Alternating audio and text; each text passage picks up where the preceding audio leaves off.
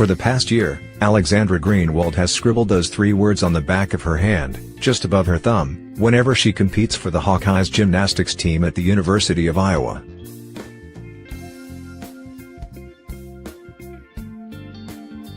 The words are a reminder of Nick Dworet, her best friend, a competitive swimmer who won a full scholarship to the University of Indianapolis before he was killed in February.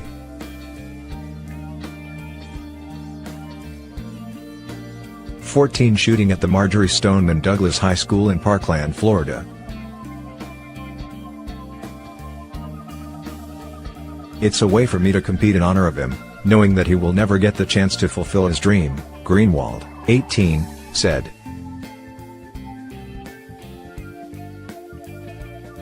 She writes the words when she misses him, when she is struggling, when she needs some extra motivation, not only as she flips through the air at the gym, but also as she confronts the pain of continuing her life without her friends since kindergarten.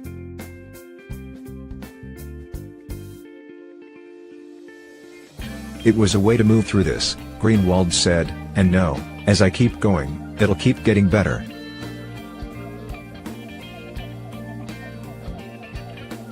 That's a hope many share in Parkland, almost a year after a gunman ended the lives of 14 students and 3 staff members.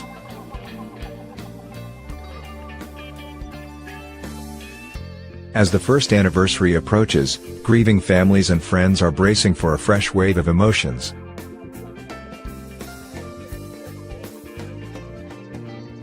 Some are angry about the district's failure to prevent the shooting.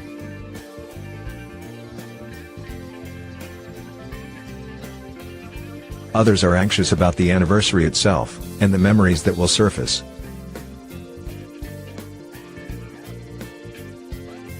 For the parents of the slain students, the anniversary is just another hard day in a year full of hard days.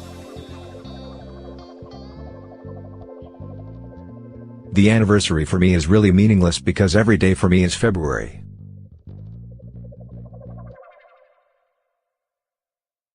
.14, said Andrew Pollock, whose daughter Meadow Pollock, 18, was killed. I feel the same way every day about losing my daughter.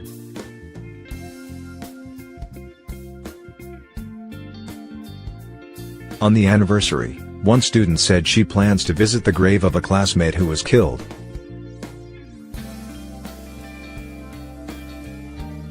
Another said she wants to forget about the shooting altogether. She and her boyfriend plan to leave town for the day.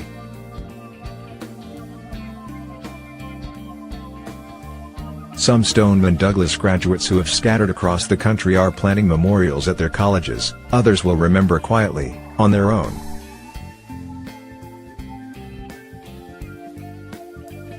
For current students, Stoneman Douglas will offer counseling and wellness activities and will encourage students to do service projects, such as working in the school's garden or preparing food for the shooting's first responders. In the evening, the city of Parkland will hold a vigil at Pine Trails Park.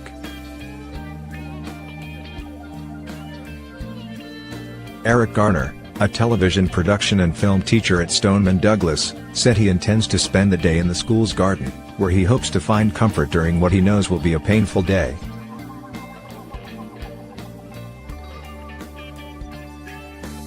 I think it's going to be years until we're okay, Garner said.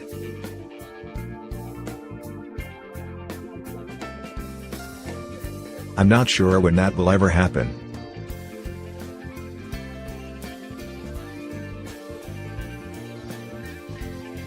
One year after the shooting, the what-ifs remain overwhelming.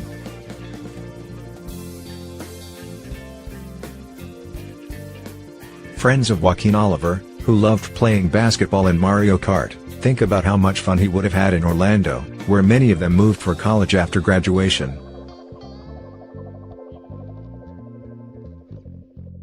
Carmen Schentrup's friends wonder how she would have decorated her dorm room.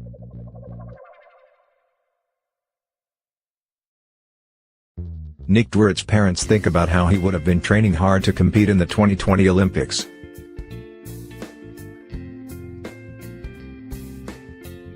For Nick, 2020 was a big goal for him, Mitch Dworet, Nick's father, said.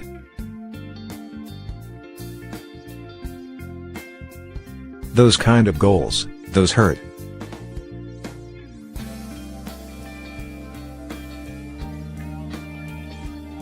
There are so many hurtful things constantly, Annika Dworet, Nick's mother, added.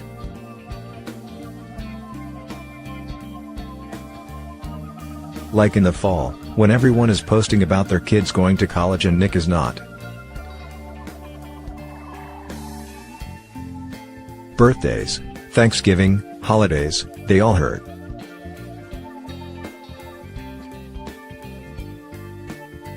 Aliyah Eastman, 17, was in Holocaust history class with Nick Dworet when he was killed.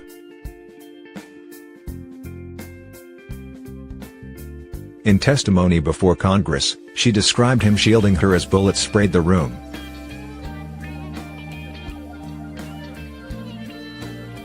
After the shooting, Eastman poured her energy into the March for Our Lives student movement and traveled across the country with the non-profit Brady campaign to prevent gun violence.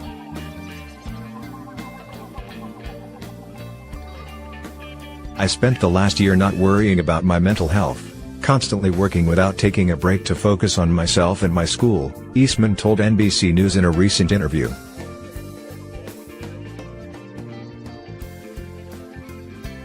She doesn't want to focus on the anniversary.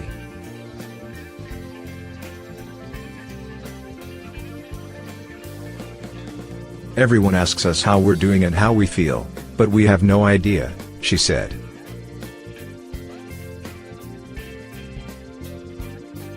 Over the past year, the shooting has cast sadness over rites of passage for Stoneman Douglas students, from prom to graduation to the first day of school.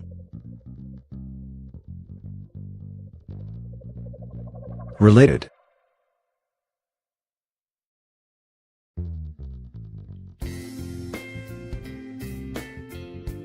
News.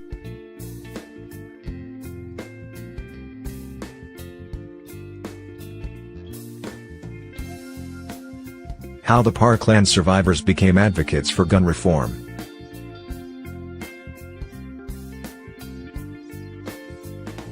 Sam Deitch turned 15 on the day she hid in a closet at Stoneman Douglas, after she saw other students flee the gunfire.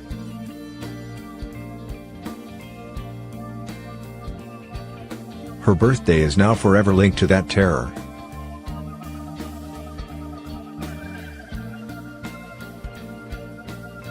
I feel like I'll always think of it as the shooting, Deitch, who is now a sophomore, said. That's not going to change for the rest of my life.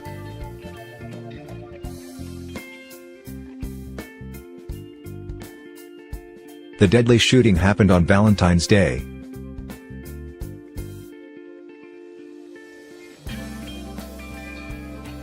Several students and victims' family members said pink heart-shaped items that appeared in drugstore aisles several weeks ago were an unwelcome reminder that the anniversary was coming.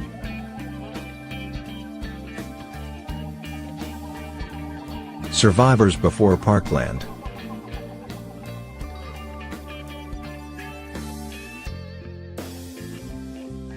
When two students opened fire inside Columbine High School in Columbine, Colorado, on April 20, 1999, Zach Artaya, then a senior, hid in an office with dozens of terrified schoolmates.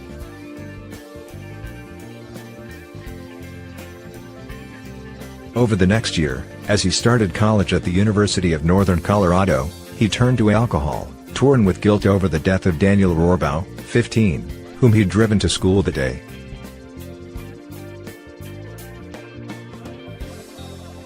On the first anniversary, when Artaya returned to Columbine for a memorial, he said his primary emotion was fear.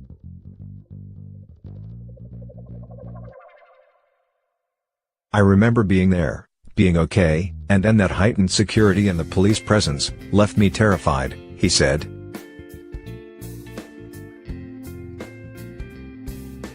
I was thinking, am I a sitting duck? Is there a copycat out there?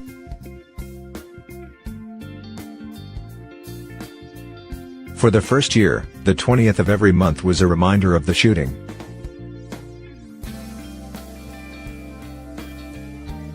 Several Stoneman Douglas students and parents of victims said they, too, find the 14th of each month particularly difficult.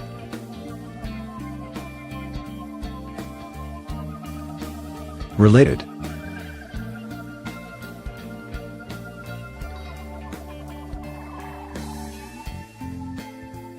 For Parkland students, a normal school year might be too much to ask.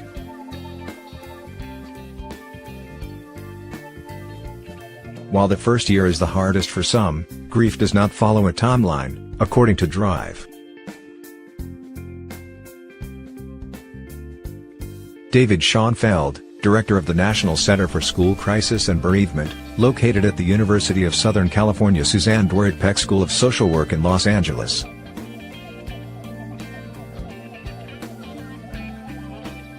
The center helps schools and communities cope in the aftermath of tragedies.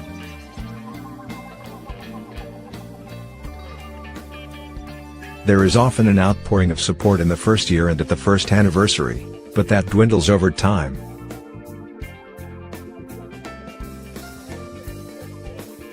Schoenfeld added that it's common for those who are mourning to mark the passage of each week or month, and each missed milestone.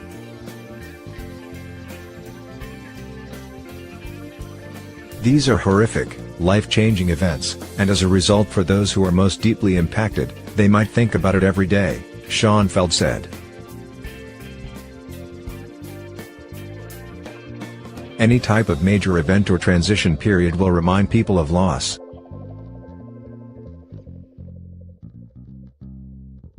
A lot of it is tied to the date.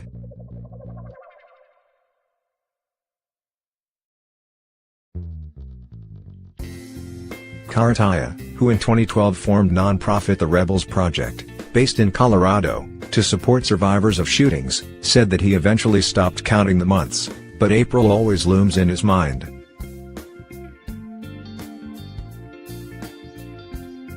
The entire month of April is hard for all of us, he said.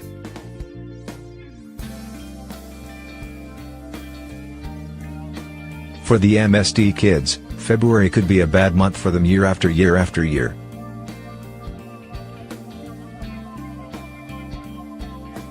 A year of firsts.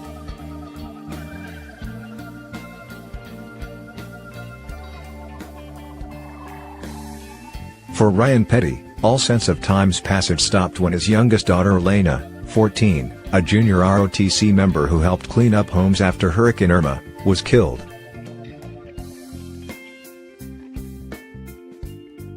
"1 year is a marker for me and nothing else," Petty said.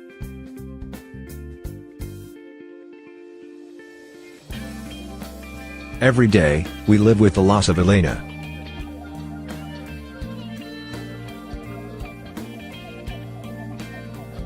As the first year following the shooting comes to a close, Petty said he hopes one hurdle of the community's grief will pass.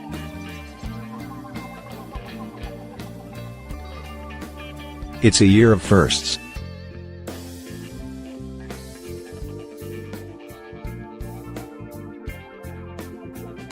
Maybe there will be comfort in February.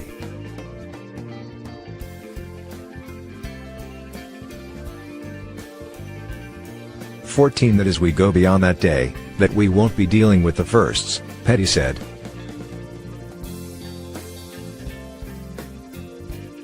"I hope that's true."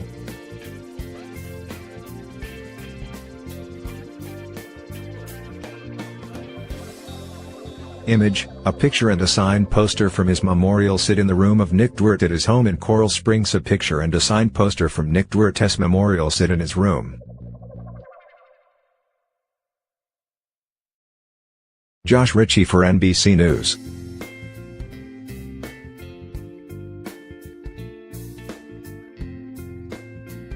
Earlier this month, Nick Dworet's parents attended the dedication of a plaque, a tree and a bench in the memory of their son at the Coral Springs Aquatic Center, the place where he developed a passion for swimming.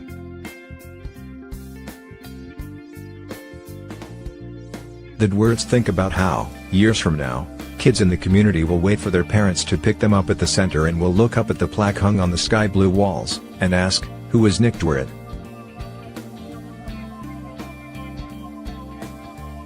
You have this fear of we can never forget him. Helping other kids get inspired by Nick, I think that makes you feel like we're doing something, Annika Dworet said.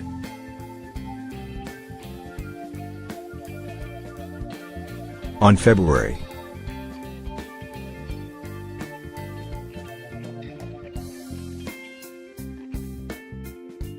14, the Dworets will go to the ocean, where they spread Nick's ashes last year. Otherwise, they're making few plans.